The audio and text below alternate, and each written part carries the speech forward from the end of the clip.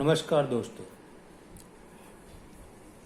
अगले 2 पीरियड में हम व्याकरण में अव्ययी भाव समास, द्वंद्व समास और द्विगु समास की जानकारी हमने हासिल की।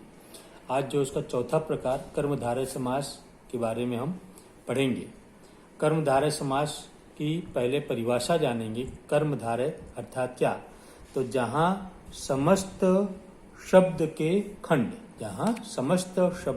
खंड परस्पर विशेष विशेषण या उपमान या उपमेय होते हैं उसे हम कर्मधारय समास कहते हैं। अब कर्मधारय समास में विशेष पहचान अपने को, ये तो परिभाषा है, लेकिन विशेष करके आपको ध्यान रखने का कि कर्मधारय समास में पहला जो पद होता है, 2 पद होंगे, 2 पद में से पहला पद वो विशेषण होगा, तो वो विशेष संज्ञा की विशेषता बताएगा, वो आपका जो है कर्मधारय समास होगा। विशेषण जानने के लिए हम कैसा प्रश्न करेंगे? प्रश्न करना है कैसा, तो आपको तुरंत उत्तर मिलेगा कैसा, मतलब कैसा का उत्तर मिलेगा। जैसे कि मोटी लड़की, तो कैसी लड़की है? तो मोटी लड़की। तो लड़की की विशेषता शब्द कौन बता रहा था? मोटी शब्द बता रहा था। इस प्रकार से अपने को विशेषण की जानकारी हासिल करनी है। अब ये सारी जो हम उदाहरण पढ़ेंगे उसमें आपको ध्यान में आ ही जाएगा कि विशेषण कैसे पहचाने। जैसे पीतांबर, पीत अंबर, पीत मतलब पीला। कैसा अंबर है, कैसा वस्त्र है? तो पीला वस्त्र है, पीतांबर। नील कमल, कैसा कमल है? नीला कमल है। चरण कमल, तो यहाँ पर जो है ये इसमें रूपी शब्द, जो रूपक अलंकार का जो है इसमें उदाहरण मिलता है। कमल रूपी चरण, कमल जैसा चरण कैसा है? तो कमल के समान चरण है। तो ये भी आपको जो के समान कैसा लग रहा है? महापुरुष कैसा व्यक्ति है? तो महान पुरुष है, तो वो भी कर्मधारय। तो हमेशा देखो यहाँ से जितने भी हम पढ़ रहे हैं वो पहला पद आपको विशेषण मिल रहा है। श्वेतांबर, श्वेत अंबर, श्वेत मतलब सफेद, सफेद वस्त्र जो अपने जैनों के वस्त्र होते हैं। नीलांबर, नीला अंबर, नीला वस्त्र, नीला अंबर। क्रोधाग्नि, तो इसमें क्रोध कैसी है? अग्नि के समान है, क्रोध रूपी अग्नि। क्रोध कैसा है? अग्नि के समान है। नराधम, अधम, इसका संधि भी करेंगे, नर प्लस अधम। तो व्यक्ति कैसा है? नर कैसा है? वो जो है व्यक्ति दुष्ट किस्म का है। अधम नर, अधम व्यक्ति है। यहाँ पर पहला पद जो संज्ञा, दूसरा पद उसका विशेषण है। कई बार हो जाता है, लेकिन ज्यादातर जो है आपको पहला पद विशेषण मिलेगा। कुमति, कैसी मति? बुरी मति, तो कुमति। अनिल पंख, कैसा पंख है? अनिल मतलब पवन, पवन रूपी पंख, पवन रूपी पंख। शिष्टाचार, शिष्ट धन आचार, कैसा आचार है? शिष्ट मतलब अच्छा, अच्छा आचार, अच्छा आचरण, आचार मतलब आचरण। दुराचार, कैसा आचार है? बुरा आचार। दु मतलब बुरा, इसका दुह प्लस इसका संधि करेंगे, दुह प्लस आचार। चंद्रमुख, मुख कैसा है? चंद्रमा के समान सुंदर है, तो कैसा मुख है? चंद्र के समान। नील मणि, कैसी मणि है? तो लाल मणि है, लाल मणि, सॉरी नील मणि भी हो सकता है, लाल मणि भी हो सकता है। महादेव, कैसे देव हैं? तो देवताओं में महान है, उनकी विशेषता है सबसे महान, वो भगवान शंकर के बारे में कहा गया। देह लता, कैसी लता है? तो देह रूपी लता, काया कैसी है? लता के समान है, तुलना की गई है। कमल नयन, नयन कैसे हैं? कमल के समान नयन है। पुरुष रत्न, यहाँ पे जो पुरुष संज्ञा है, रत्न जिसका विशेषण है, तो यहाँ पे रत्न है जो पुरुष, मतलब पुरुष की विशेषता बताई गई रत्न के द्वारा। विरह सागर, विरह रूपी सागर, विरह कैसा है? सागर के समान विशाल है, बड़ा है।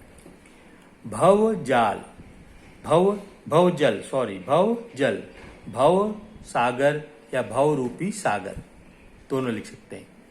फिर भक्ति सुधा, भक्ति रूपी सुधा, सुधा मतलब अमृत, भक्ति में जो है अमृत का तत्व रहा हुआ है। सज्जन, कैसा जन है? सत्य मतलब अच्छा, जन मतलब व्यक्ति, अच्छा जन, सत है जो जन। और दुर्जन, दुहजन विसर्ग करेंगे, दुह, दुह मतलब बुरा, जन यानी व्यक्ति, बुरे व्यक्ति आदि।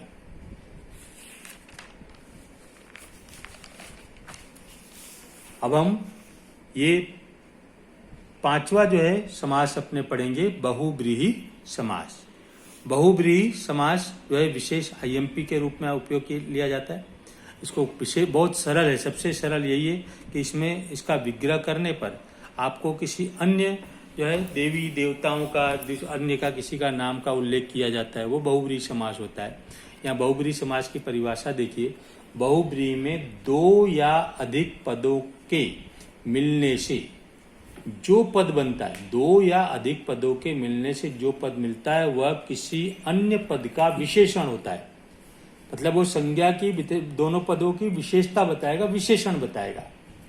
इसके अलावा जिस समाज का कोई भी खंड शब्द प्रधान नहीं होता, मतलब इसमें कोई भी खंड, पहला पद, जैसे हम लोग पढ़े कि पहला पद प्रधान होता है, दूसरा पद प्रधान, इसमें कोई खंड प्रधान नहीं होता। वो केवल इसका आपने विग्रह करेंगे तो विग्रह करने से उस अलग किसी का उल्लेख होगा, अन्य व्यक्ति का, अन्य देवी देवताओं का, अन्य मनुष्य का तो उल्लेख होगा, उससे को अपने बहुब्रीहि समास के रूप में जानते हैं। अब इनके उदाहरण आप पढ़ेंगे तो अब और ज्यादा ख्याल में आएगा। तो जैसे दशानन, संधि करेंगे, दश धन आनंद। दश आनंद मतलब मुख, 10 है मुख जिसके, कौन है?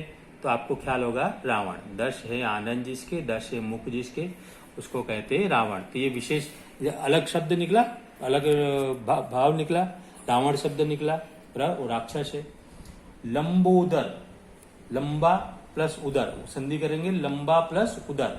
लंबा है उदर जिसका, इसके जो है पेट लंबा है। वीणा पाणी, पाणी मतलब हाथ, हाथ में वीणा है जिसकी, या जिसके हाथ में वीणा है, कौन है? देवी सरस्वती। ऊपर लंबोदर भगवान गणेश को कहते हैं। पंकज, पंक मतलब कीचड़, ज मतलब जन्म लेना, पंक से उत्पन्न हुआ है जो, क्या पंक से उत्पन्न हुआ है? तो आप जानते हैं कमल को पंकज कहते हैं, क्योंकि उसको कीचड़ में जन्म लेता है, तो उसको पंकज के रूप में जाना जाता है। कीचड़ मतलब पानी में ऐसे जो है, लेकिन वो चतुरानन, चार है, आनंद मतलब मुख, चार है मुख जिसके, चार मुख किसके हैं? तो ब्रह्मा जी के हैं, तो चतुरानन को कहते हैं। गिरिधर, गिरि को धारण करने वाले, कौन है गिरि के धारण करने वाले? भगवान श्री कृष्ण हैं। फिर पंचानन, पंच, पंच मतलब पांच, आनंद मतलब मुख, पांच है मुख जिसके, कौन है? भगवान शंकर हैं। त्रिनेत्र, तीन है नेत्र जिसके, भगवान शंकर। विधवा, ये ध्यान रखना, धव, धव मतलब पति, वि मतलब नहीं, धव नहीं रहा जिसका, इसके पति का स्वर्गवास हो गया है, उसको विधवा कहते हैं। सधवा, धव है जिसका, धव मतलब पति, जो भी सलामत है, उसको बहुब्रीहि समास, वो भी जो है। निशाचर, निश धन आचरण, निशा आचरण, निशाचर मतलब निशा प्लस चर, निशा मतलब रात्रि, चर यानी भ्रमण करना, रात में भ्रमण करने वाला कौन होता है? राक्षस होता है, भूत होते हैं, प्रेत होते हैं, जो भी हो। कलह प्रिय, जिसको कलह प्रिय है, जिसको झगड़ा प्रिय, जिसको जो व्यक्ति, उसकी विशेषता बताएगी। कुछ लोग कहते हैं बहुत कलह, झगड़ालू है, कलह प्रिय है, तो उसके विशेषता, व्यक्ति की विशेषता बता रहा है। तो यहाँ पे कलह प्रिय जो है वो आपका बहुब्रीहि समास है। जितेंद्रिय, जीत लिया है इंद्रियों को जिसने, किसने जीता था? महावीर स्वामी ने जीत लिया इंद्रियों को जिसने। तीव्र बुद्धि, बुद्धि को है तीव्र बुद्धि वाला व्यक्ति को जो है, यहाँ पे तीव्र बुद्धि दो रूप में हो सकते हैं, तीव्र बुद्धि कर्मधारय समाज को भी लिख सकते हैं और तीव्र बुद्धि बहुब्रीहि समास को विग्रह करने पर आपको ध्यान में आएगा तीव्र बुद्धि वाला। तो तीव्र बुद्धि वाला क्या हो जाएगा? वो जो है आपका बहुब्रीहि होगा। अगर वाला, और अगर तीव्र बुद्धि केवल अपने लिखेंगे तीव्र बुद्धि तो कर्मधारय लिख सकते हैं। नीलकंठ, यहाँ पे भी देखो नीलकंठ बहुब्रीहि समास भी है और नीलकंठ जो है कर्मधारय समास भी है। नीलकंठ कैसा कंठ है? तो नीला कंठ, तो कर्मधारय हो जाएगा।